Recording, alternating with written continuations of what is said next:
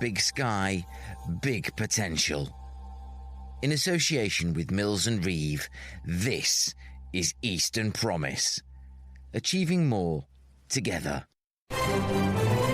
Welcome to the podcast that broadcasts the brilliance of the East of England around the world. From AI to zoology, this region has everything the UK needs to succeed in the 21st century. This is Eastern Promise.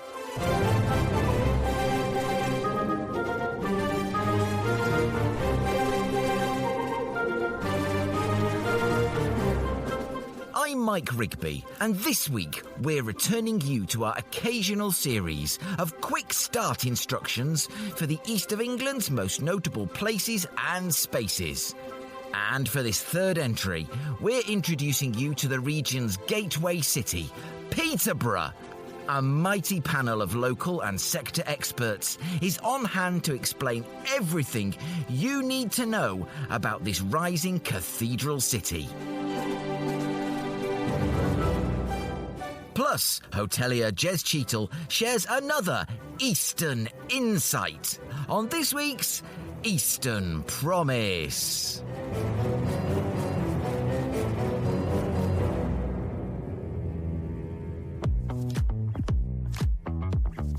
We're a fairly new university city, a fantastic university that has been ranked nationally. There is a real opportunity for growth and development and bringing in the right kind of investment that generates those high-skilled jobs and employment. I think that if you have a look at its location, first of all, it is within reach. We've got a 45-minute fast train to King's Cross into London, so connectivity is really key when you're having a look at investment. Then you have a look at the growth of the city, the population burst, I would like to say. And then we've got an MP who is working with us locally, myself in leadership alongside the Cambridgeshire Mayor, Paul Bristow. We're an example of actually collaboratively working and establishing the grounds for a Mayoral Development Corporation as well, and we're forming a growth board within Peterborough to make sure that that becomes a reality. One of my favourite restaurants is Fratelli's, which is in the Rivergate Arcade. It's absolutely delicious Italian food, because big, strong Italian culture in Peterborough, and so I would recommend everyone to go there. I think the Cathedral, I mean, no one can go to Peterborough and not take a look at the Cathedral. It's 900 years old, and our friend Catherine of Aragon, who of course is buried there, that great English queen, although she was Spanish, obviously. I'm a posh fan, so going to London Road is always absolutely brilliant for me. I live in the village of Wansford, and the local is across Keys and does the best pint of Guinness outside of Ireland. One more time. Peterborough is packed full of potential. Years and years ago, Peterborough was identified as a place for development corporations that Peterborough could grow, provide new jobs for the future. It did that. It can do it all over again.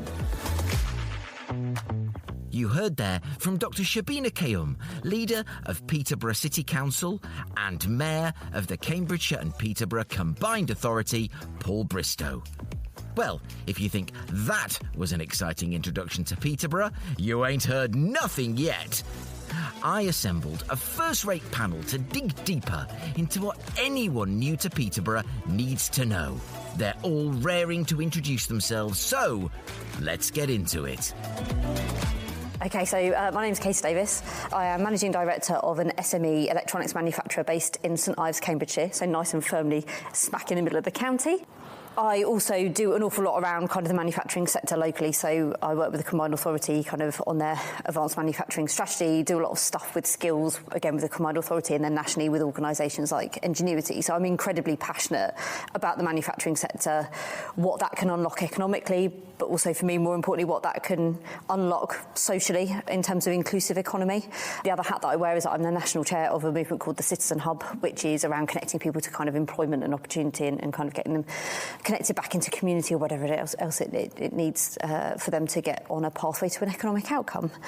And what do I love about Peterborough? It's a really cool city. There's something very unpretentious about Peterborough. It's just very real, and it just get stuff done. It's the place where things get built. You know, the sort of scale for construction is enormous in terms of like the ability to do more in Peterborough. But from a manufacturing standpoint, this is where the stuff gets made. It's got a massive history of things from like brick production and kind of setting the standard for brick production in the UK through to enormous engineering feats going on here every day. Now you've got loads of stuff around kind of innovative tech and things, which we can unpack a bit more later. So it's a real city of dynamism, a massive melting pot of loads of different ingredients, but it's a really exciting place and it's just very real.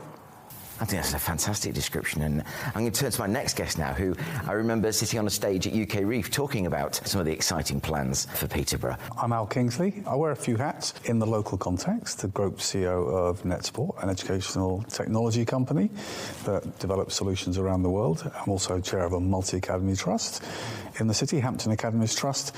I also chair the Special Educational Needs Board in the region.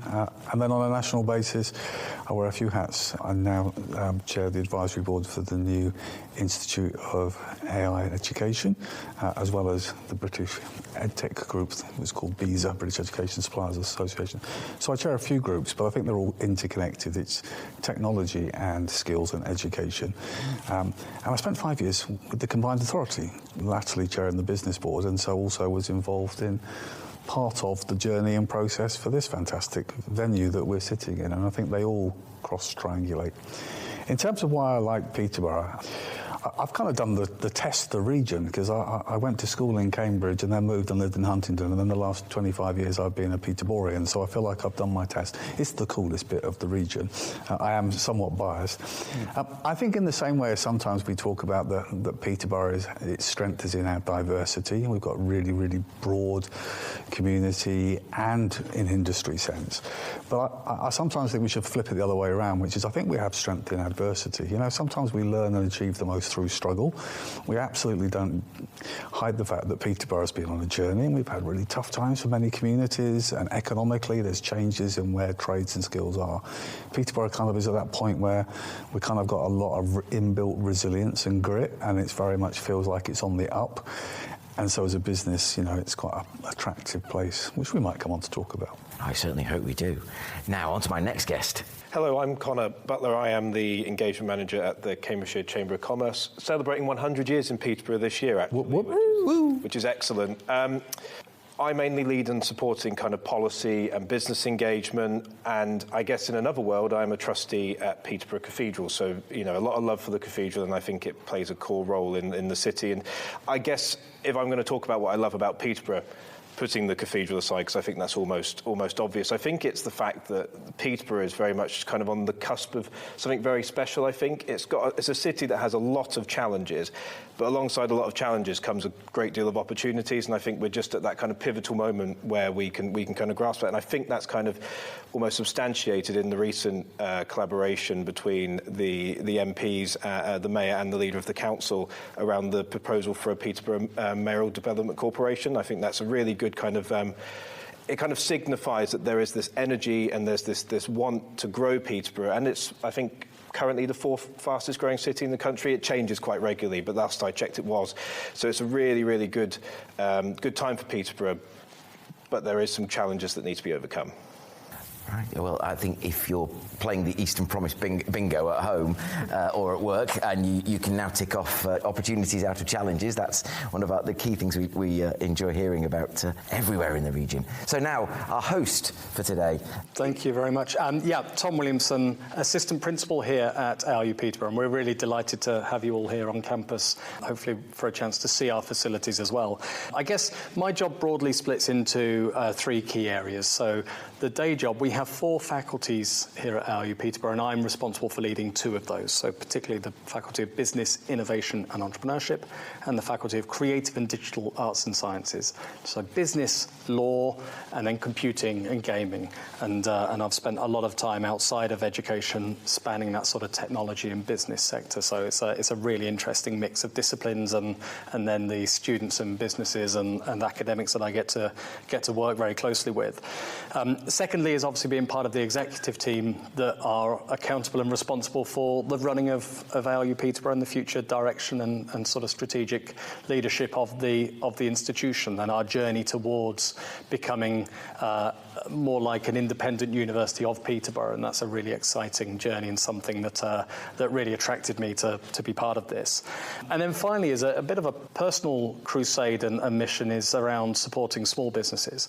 So everything from startups to sole traders through to small and medium-sized businesses, I've always played a keen interest in, and something I'm really proud of the work we're doing here at ALU Peterborough is around developing that sort of wider CPD opportunity for the smallest of businesses that are sometimes ineligible or overlooked when it comes to national schemes and that kind of thing. So thousands of businesses have already been supported by the team here in this building and on campus, which I'm really proud of, and have joined a couple of national bodies to support that, including previously the Lilac Review, which was a government-backed review looking into disability and entrepreneurship and the additional barriers that disabled founders encounter, and more recently the Maple Review, which looks at socio-economic deprivation and entrepreneurship and some of the barriers and push and pull factors that felt more acutely by people from socio-economic deprived backgrounds.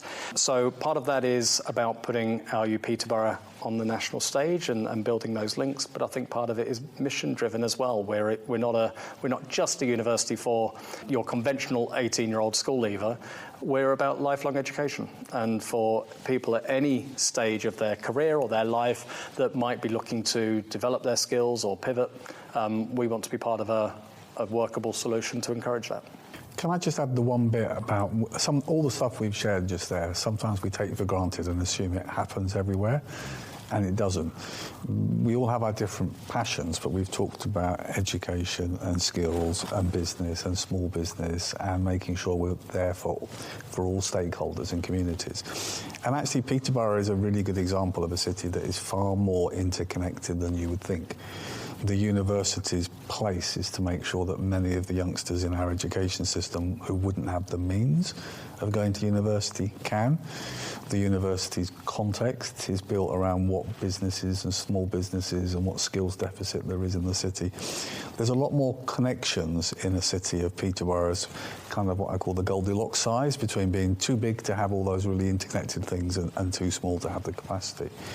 I think it's really important that people who don't know the city don't just take for granted it's just the same as every other place. So now I'm going to come on to Connor to talk about Peterborough Cathedral and its role in the cultural, spiritual and the well-being of the city. Isn't it just the most fantastic building? So recently, in January, we celebrated Catherine of Aragon Week. So for the benefit of everyone, Peterborough Cathedral has been home to 2 deceased queens in its history.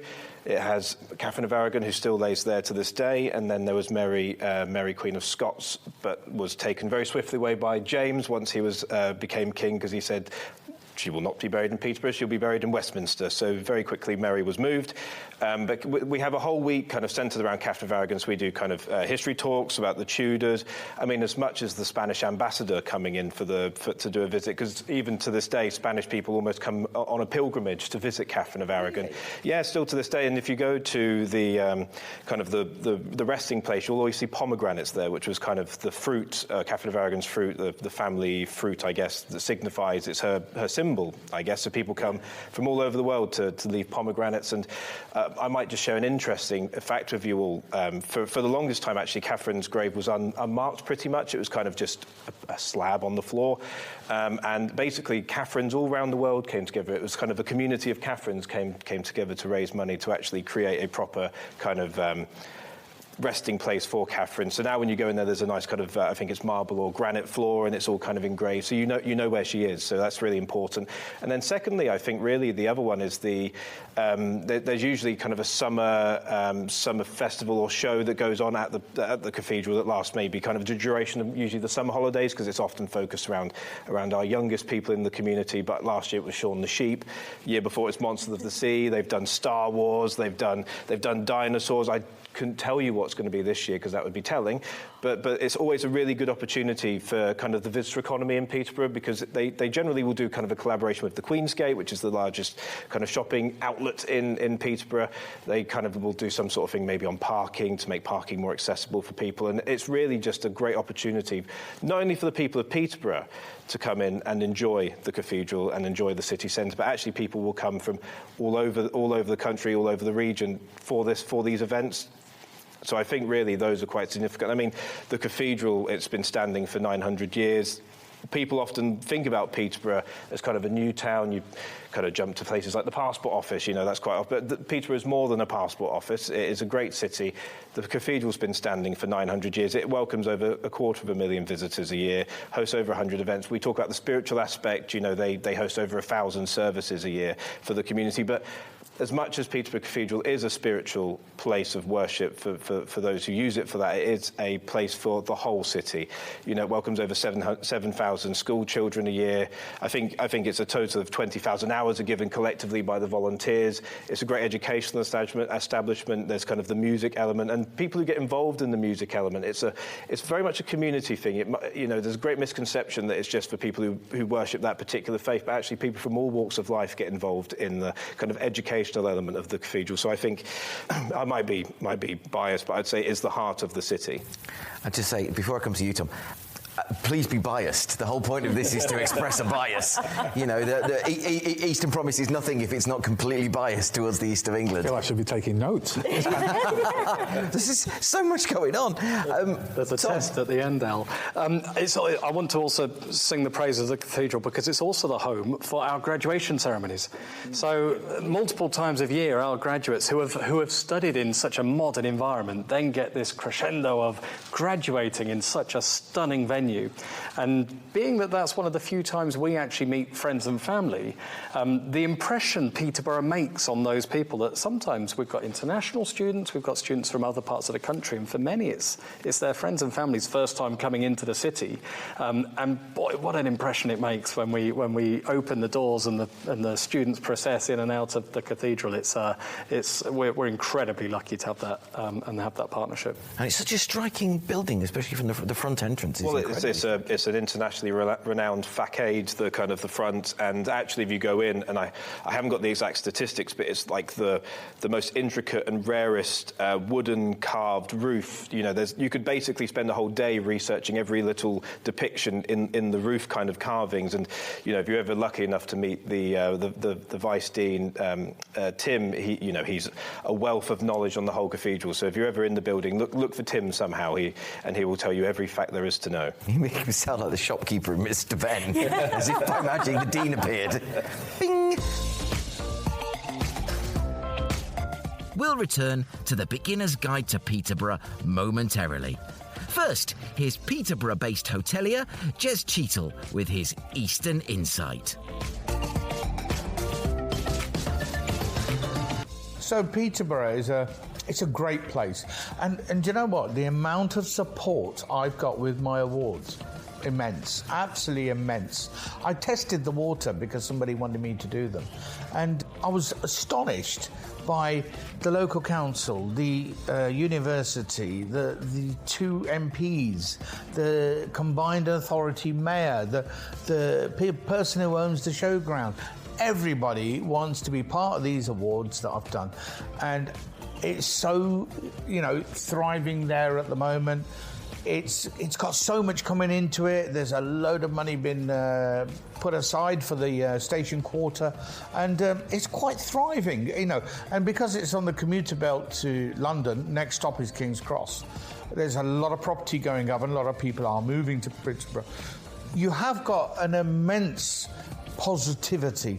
I work with a lot of people, and I work with the Chamber of Commerce, I work with the Lord Lieutenants, and they're all for it, and we all have big parties. Next week we've got a function, we're all attending, all of us are all there in the Cathedral. Wow, what a destination that is. And we're having a black tie dinner there. A few days later we're all at breakfast, 300 of us for breakfast. I don't even do breakfast and I'm going. And then the following day we've all got my awards on which is over 300 people.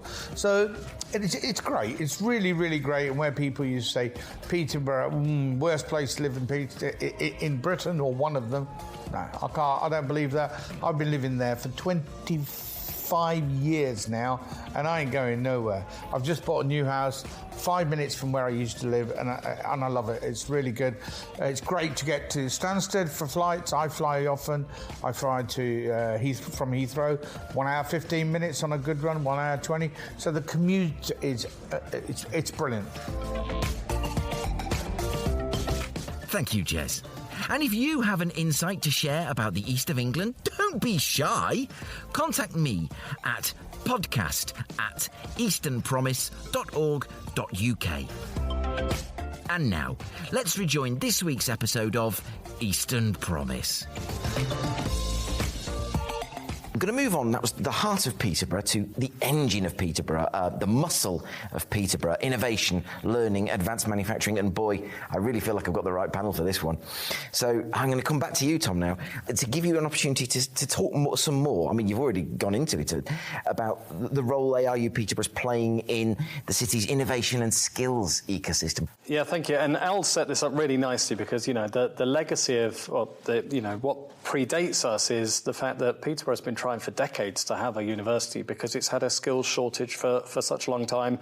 And historically, particularly those sort of 18 to 21-year-olds that have wanted to go to university ended up studying elsewhere and then most likely never returning. So we had this real skills drain of talent leaving the city and leaving the region, studying elsewhere, setting up roots and not returning. And so the whole purpose of having a university presence in the city was to try and reverse that, become an importer of talent and a retainer of talent.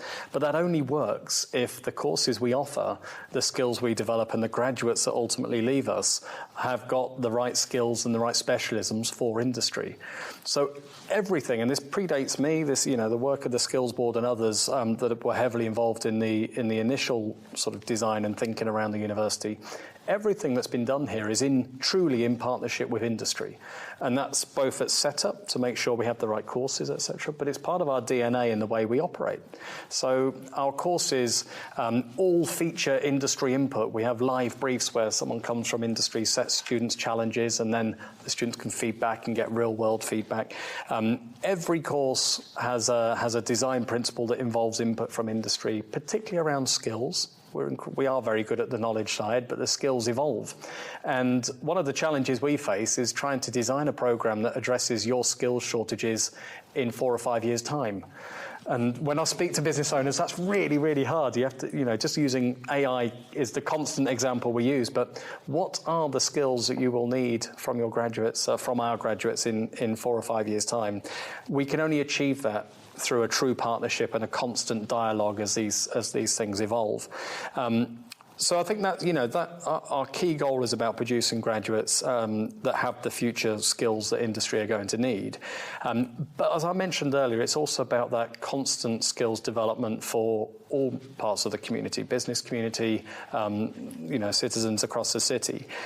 So one thing I'm really proud of that we've been able to deliver is working with partners in the Combined Authority, the City Council and beyond, to bring national and sort of regional training opportunities into the city that previously weren't offered because they usually need a university or someone like us to deliver that. So a great example is we have a program called Boost, which is a program for small businesses to increase their productivity by using digital tools better. And some digital tools that we live with all the time, but we don't use the full range of what Excel can do or the full range of cloud softwares and whatever it might be, and as well as AI. Now, by working in partnership with CPCA and Peterborough City Council, more than 1,000 small businesses now have been able to access that across the last 2 years.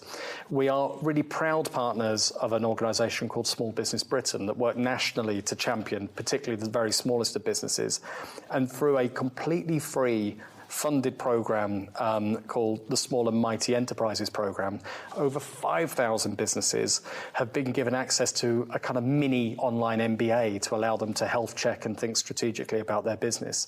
And that comes about because we work in partnership with these key national and regional players, but because I think in part of our DNA and our ethos, it's about thinking more clearly about what are the needs for the people of Peterborough and beyond to be able to thrive in whichever, in whichever course their professional careers take them. And then finally, we're in a building called The Lab, and a key feature of the Living Lab is, if you've not been on campus, is a huge gold cube at the end of the building, which is called the Living Lab. And the purpose of that is to bring the community onto campus to share, to create a space for debate, for discussion, to share our thinking, our research, and to be an event venue that really is just a catalyst for conversation. Because, as we've all said, there is so much going on here. Actually, I think sometimes it's just hard to bring everyone together and have one conversation that joins up all these fragmented conversations. And we really want to be a part of that as part of our civic duty, to be a host to the conversation, and to be we're such a well-placed, geographically placed venue for the city. We're also a great convener of the conversation. Katy, you mentioned small and mighty enterprise. It would be ungallant of me to say small, but we'll certainly go with mighty. Speaking of, the advanced manufacturing base in the city, could you profile that for us and tell us what's unique about it? OK, I'll try and keep it brief. I get overexcited. And I've also got Connor here. He knows like every business in the whole county, so it feels like a test. I mean, I think, I talked earlier about Peterborough having like such a rich kind of packet of ingredients around it. And I think when you look at what that means in terms of the manufacturing kind of ecosystem, it is just a perfect encapsulation of the representation of the wider county. So it's got this incredible industrial heritage. So we talked about kind of brick making earlier, but you've got Fletton bricks, which literally Peterborough helped build like modern Britain. It became the standard for how you make a good quality brick, to massively underplay that. And bricks are still made in Peterborough. Moving kind of through the ages, it's an incredibly well-connected city, not just in terms of its interconnections, but in terms of its spatial connectivity. It always has been. So if you look on the map, you've got, Roman Ermine Street, so that incredibly long straight road that goes from like London all the way to the north. It connects London and Peterborough originally, or whatever Peterborough was called in Roman times. But you've got incredible road links, you've got incredible rail links. That's fantastic for a manufacturing supply chain, because it's all about bringing lots of stuff and complicated things and then shipping, doing the thing in Peterborough and then shipping them back out again. So the fact that now Peterborough is such a massive logistics hub as well as a sort of manufacturing hotbed isn't by accident. It's another kind of reflection of the key ingredient that's kind of built that. So if you look at the sort of heritage industries of sort of Peterborough, you can't escape the presence of sort of Perkins, Caterpillar. It's even on the signage as you come through the city. I don't know if they still do, but they've always sponsored loads of things locally, around, like the half marathon. They're just a massive part of the city, and it's one of those employers where you can't really go far without meeting somebody whose family have worked at Perkins or did a stint there or whatever. They're just a massive part of the DNA. But it's sort of created this really rich kind of engineering kind of skill set and foundational layer that has just helped propagate other giants of kind of engineering and some of the sort of more innovative stuff that we're starting to see now. You've got other people like Baker Perkins doing kind of, vast engineering products for sort of food processing. Another massive local employer, really engaged local employer doing fantastic things.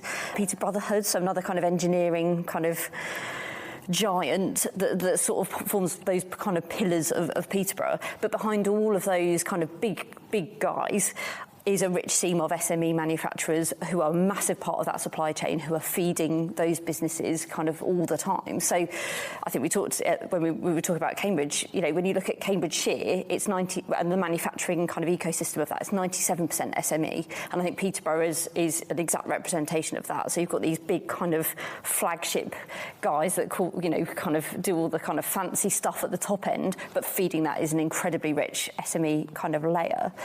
So when we look at how that has kind of migrated, so you've got this engineering kind of bedrock that has created this like indelible kind of skills heritage on the city. So there's an awful lot of engineering kind of skilled employees already in Peterborough. We've got great institutions. Obviously we've got ARU that we're sat in today doing some really brilliant things around lots of accessible entry points into HE for existing employees and for people looking to kind of retrain or go into engineering.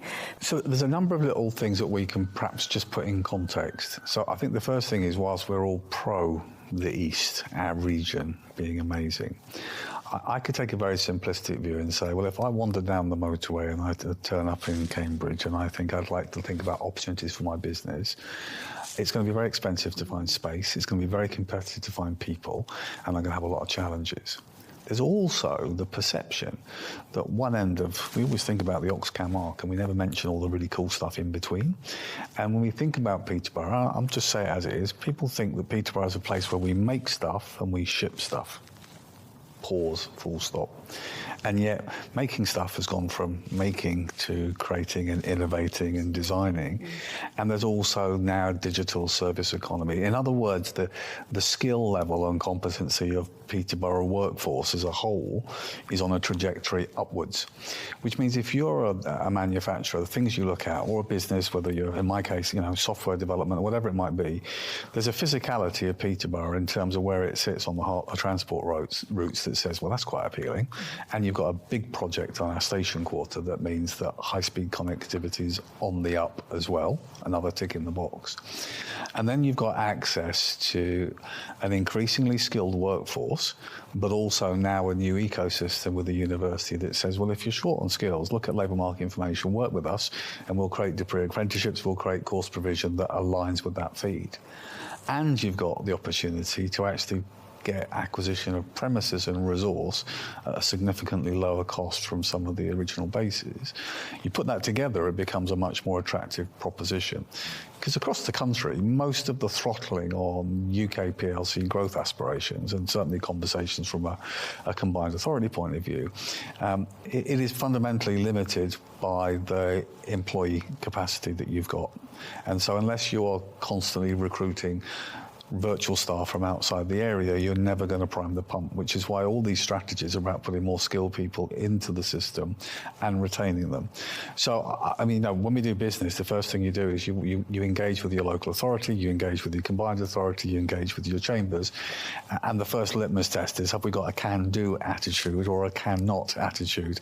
And I think if you've got that flexibility of, we can support you, we can signpost you, there's resource, this is more cost-effective, those together are more than a trifecta of kind of key reasons why Peterborough absolutely sits on the map. Even to the point where if you've got the right project and it's linked to research, you could probably base part of your business on the campus, a growing campus. So I think, not to knock the amazing things happening in Cambridge, but Cambridge's challenge is capacity.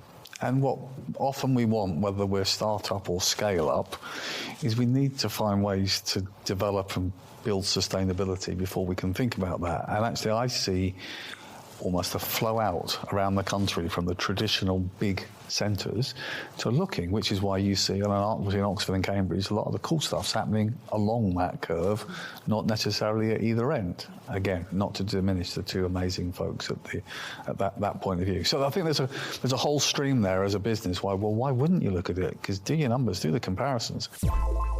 Tom, can I ask you to just talk to us briefly about the key connectors, the networks? I would imagine ARU Peterborough is sitting kind of at the core of that. And of course, Conor and Katy, all feel free to come in, because obviously the Chamber is one of those key connectors and networks. And the groups that people need to know in Peterborough. Yeah, definitely. And the Chamber's a great partner of ours on a number of things, and we've been delighted to host some hugely successful events here. But I think it goes beyond just the sort of physical networks and opportunities. There's that virtual connectivity as well. And working through sort of the Chamber across Cambridgeshire and also local divisions here in Peterborough, I think you often find very key people. I'll be in one. We cross paths at various different events with various different hats on, but there's always a willingness there to make the introduction, to identify where the right opportunity might be, and certainly we've been trying to do our part, and the Living Lab being a great example of that. Just last week we hosted a new network called People in Gaming, Ping, because there's this huge sort of indie gaming community across Peterborough, actually across all of the East, and various sort of creative hubs and gaming hubs. And what we find more and more, particularly with sort of indie developers and so on, is that people are freelancing for different projects and different companies, and they can sometimes feel quite isolated. And so it was actually one of our gaming lecturers and a colleague in industry that have come together and said, we need a space where these people can meet and share ideas and be creative and critique each other's work, but also to bring the students in on that so they get to build their networks. A lot of our students lack that social capital and that, those personal connections into industry. And so playing host to some of their in-person events has been really sort of rewarding, and you see in such a short time the benefits that drives for all of those stakeholders in an industry that many might not know is here on their doorstep, and it contributes billions of pounds to the UK economy every year. We should be identifying these and celebrating them all the more. So, we want to be this convener of all these different groups, don't want to replicate good work that's already happening. And I would encourage people, look at the ARU Peterborough LinkedIn pages. We are always advertising opportunities for people to get involved. We're particularly interested in-person opportunities because we see the richness of sort of building connections and coming to those things and obviously showing off campus, which is always a nice side benefit as well. But, that wider development doesn't have to be around doing a qualification or a certificate. Sometimes it's about a conversation over a coffee that leads to an opportunity. Mike, can I just add that? It's an interesting one that we undervalue. In many cities that traditionally are research-based, often founded around universities, the most important capital, the most important priming of the pump for innovation is actually putting people in the same space. The researchers, the funders, the investors, the manufacturers, those stakeholders. There's this kind of gap sometimes. Without that one piece of the jigsaw, people are in their little silos but really don't know who else is here, much like, thriving industries and sectors. So there's also an unspoken thing, which I think the Chamber do fantastically well across the region, and the Combined Authority do as well, trying to support on skills, and absolutely this campus proves, which is sometimes the most important secret sauce, is just putting the right people together. Final section now, and I'm going to come back to Katy. Where will Peterborough be in 5, 10 or 25 years' time? What would you like to see from that evolution? It's such a huge question, isn't it? I think for me, I'd really like, certainly by the 5-year point, for a battle to be not quite won, but progressed around lifting the spirit of Peterborough. There's so much positivity. There's incredible sort of social dynamism going on. You've got some incredible people leading bits of those key ingredients around Peterborough. I think if we get nothing else done in the next 5 years, but just lift the sort of ambition and the sort of hope value within the population of Peterborough, I think that would just be enormous. If we stretch out to 25 years, what I'd love to see is Peterborough really kind of embracing all of that. So actually there's loads of opportunities for the people in Peterborough, so that place-based, easy for me to say, place-based prosperity piece, just kicking in with that cycle of kind of them raising the aspiration, raising the sort of, socio-economic outcomes for people in the city, and it really all coming together, and all of those key ingredients powering the city, really. Connor? I want to segue kind of straight off of kind of some of Katy's points. When we did the Peterborough Growth Summit earlier this year, when we asked the audience what are the kind of the biggest things you see as barriers to growth in Peterborough, looking kind of to the future, the two top reasons were external perception of the city and the ambition of the city itself were the two biggest kind of barriers that the people in the room perceive to be the blockers, really, to growth. And I think there is that kind of identity piece. And, I really long for a day where the different parts of the region just learn to love themselves for what they're good at. Oh, thank God you said that, because I'm sorry to interrupt you, but you very much put me in mind of conversations that's particularly in Norfolk and Norwich are terrible for this, where they seem to believe their own negative hype. Sometimes I get really frustrated that kind of, well, at the end of the day, we're at the end of a line and blah-de-da, and you just go, no, that's not how you talk about yourselves at all. So, sorry, you were saying... I almost want to kind of carry an air horn with me at all times, and anyone who dares to mention the kind of Peterborough versus Cambridge thing, I can just blow the air horn in their face and stop them talking. Because ultimately, I think there's this... They're not to be compared. They are two very different places. We kind of see Cambridgeshire, kind of the Chamber, as kind of three separate economies. It's like a Venn diagram. They do overlap, It's not like this place does this and this place does that, because there is absolutely knowledge things going on in Peterborough, but we all know Cambridge is that kind of knowledge-intensive area, all the kind of ideas born out of the university, which is, you know, internationally regarded as possibly one of the best universities in the world. But what I think what we're missing here is, you know, I would almost see kind of, you've got that Peterborough, Huntingdonshire is kind of that the doers, you know, the advanced manufacturing, the making of things, and we've already kind of covered off a lot of that. But then you've kind of got some of Cambridgeshire, some of Peterborough, some and Fenland kind of all in that kind of agriculture, agri-food strength, and then you've got Cambridge, which has got a little bit of that agriculture. It's got a lot of that manufacturing kind of, but it has also got that kind of knowledge-intensive stuff coming out. So I think if the region can just learn to be positive about its own respective strengths and move away from this whole, well, you know, the poor relation of Cambridge, oh, well, they're this and they're that and we're this. I mean, let the football rivalry continue, because that's quite fun and that's quite strong, but leave it at that. And actually, you know, let's focus on what everywhere is good at, I think is the most important part. I agree with you. And I think, like, my particular passion, particularly for manufacturing, is making sure that that Venn diagram does actually intersect. So then you've got, like, the bright ideas and the you know, whatever it is, the great tech being made locally as well, to really make that all of those parts of the Venn diagram kind of turn into inclusive economy and shared prosperity. Yeah, absolutely. I think you really hit on something I'm really passionate about as well, is that, you know, the kind of not wanting to lose things to Cambridge. Well, that's not necessarily going to happen. And where it does, there's always a positive to be gained. There's always a good story you can tell, you know, if you can adapt it correctly. Tom, do you want to just... Yeah, I would. I think, you know, there is unfortunately a harsh reality that if you look at some of the key metrics for the city, we need to do better. And so I hope in 10, certainly by 25 years' time, you look back and our statistics around education deprivation, social and health deprivation, child poverty, and social mobility, they all need to improve. And we're on the right trajectory now for a lot of those to improve. But, you know, and this is partly holding ourselves to account as ARU Peterborough. Part of our test is, have we delivered? And what has the knock-on effect been of that? That's not us on our own. We're part of a much larger ecosystem. But you know, some of the down on our luck is really felt within communities that need support and need opportunity. That said, the wheels are in motion, and we've touched on this, you know, that imagine coming out of Peterborough Station in 10 years' time, the station quarters completed, and you've got this fantastic thoroughfare into a really thriving, bustling city centre with, you know, all the good things it already offers, but hopefully more as well. Walk through the grounds or visit the Norman Cathedral on your way to an expanded university campus with many more buildings and activities going on, perhaps next to, by then, the completed sports sort of community as well, being developed next to campus, including pools and other things. Perhaps able to visit the Beer Fest. That's the walk I'm taking you on, from the station through the cathedral to the Beer Festival. Well, it starts as a walk, and there's a little more wobbly. But my point is that these initiatives are all well established. They're not going to be delivered overnight.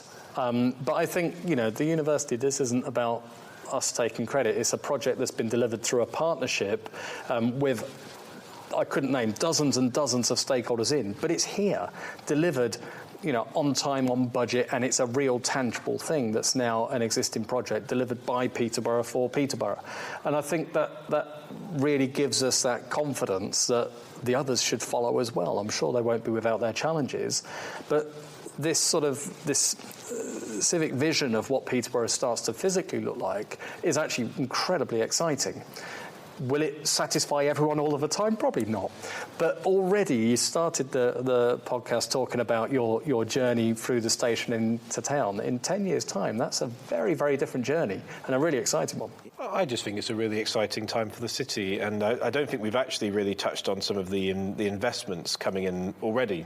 So ARU is here. That was a really good example of an investment coming in the city, and I think, you know, ARU coming to Peterborough has really shifted the dial for the city. I think it's a really, really important part of its story, its more modern story.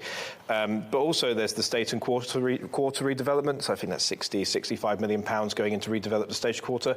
I think that's extremely important for many reasons, but one of those being, it's the first thing you see when you leave the train station and you enter the city, and first impressions really count. So if there can be a really nice station quarter which has a bustling retail offer, it'll have kind of working office space, it's places where people can be employed, and it will also be a place for the community. So there's lots of, I guess it's a multi-pronged thing. Mentioned the kind of the sports quarter investment. It was announced by Rachel Reeves in a previous budget that I think it's around £20 million will be going into build a new kind of pool and leisure facility for Peterborough. That's really important because there are some pretty poor statistics around kind of health and well-being within Peterborough. I think I've got one here actually. You know, since 2019, there's been a 22% rise in NEETs struggling purely based upon health conditions. So if there's more opportunities within the city for people to access leisure and fitness, you know, that's going to have positive outcomes to the city no matter how you look at it. So I think there are already investments happening, and we talk about this 5, 10, 25-year journey. I think it's just continued investment. Don't let these be, OK, we've done the station quarter, we've built a new pool, OK, we can relax now, we can kind of take off the pedal. No, we need to really kind of double down and keep going. You know, hopefully ARU will continue to grow. You've got the college, hopefully the college continues to grow. Hopefully, you know, high streets have got plenty of challenges, but hopefully, you know, with the cathedral, there's kind of that pivotal visitor point, can continue to have a bustling kind of, I guess, environment. So really, I'm kind of really positive about Peterborough's future. Al? I think the worlds are changing and plays to Peterborough's strengths. You know, in an advent of AI, we talk about, AI and some of the technology now is very good at the most complex computational thinking and the most complex linguistics. And what the employers and startups are looking for now, we're back to those human skills, the critical thinking, cognitive skills, communication skills, resilience, creativity. Imagine we create stuff as human beings. And so suddenly the game shifts from the success criteria being the most academic to being those that have got the broader set of skills and agency, access to the right tools and resources, which plays from the academic centres around the world will always monopolise to, right, guys, there's a time for an opportunity change here. So I think in terms of Peterborough, we start with loads of research that was done on the shared ambition across the region, which is fundamentally, don't we want to create places and spaces where people want to work, live and learn? Exactly. So we create that kind of community cohesion. That, for me, kind of is the heart of where do we want to be in 10 years' time? We want to be a place and space where people are coming to as well as staying in. I do think, and this is not targeted at any party or any structure in general, we need to hopefully be past the political shenanigans where we're slicing up the country, across the country, into different bits, and often decisions about where we should fit and sit, mix lots of different agendas. And I think what always happens when it comes to economic growth is it is stunted by uncertainty. There's a stasis while we wait to find the outcome. We can't recruit. We perhaps won't invest in that region until we know what's happening. And so the sooner we do that. And then there's a natural, I suppose, which is the best way to do things is to have some degree of autonomy. Once we control ourselves, we can do stuff. But history shows the more connected you are, the better you're likely to be, and certainly better for your families and community because you broaden the opportunity for everybody. So I kind of think 5 years from now, let's hopefully say there's no more ifs, buts and maybes about the landscape, and Peterborough is a better connected city, north, south, east, west.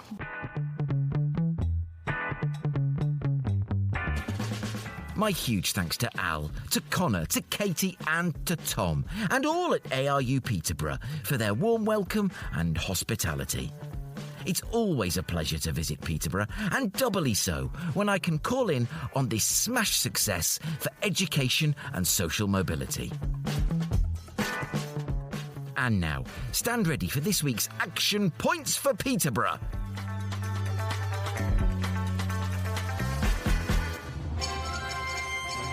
Action points! Action points! Action points! 1. Righto, the first one's always nice and easy, and it's this. Visit Peterborough for yourself. See? Like I said, nice and easy. 2.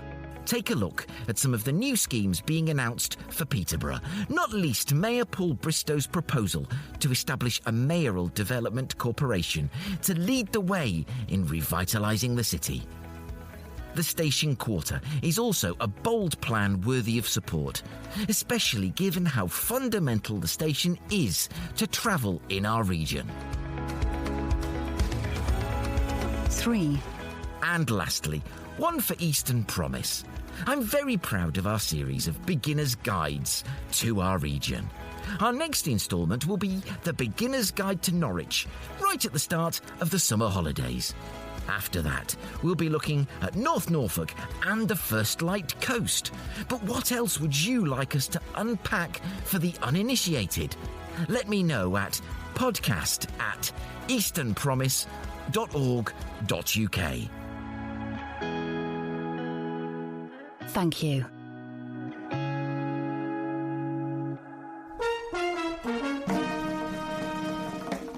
And that's it. There is no more for episode 177 of the Eastern Promise podcast. I have been Mike Rigby and will be so again next week when we examine one potential solution to our region's housing crisis. Forest City 1. This isn't about courting controversy. It is about sharing the origins of the proposal, the motivations behind it, and what a forest city between Cambridge and Newmarket might mean for the east of England. Join me next week to listen and to learn. Do remember to bring an open mind. Until then, bye for now.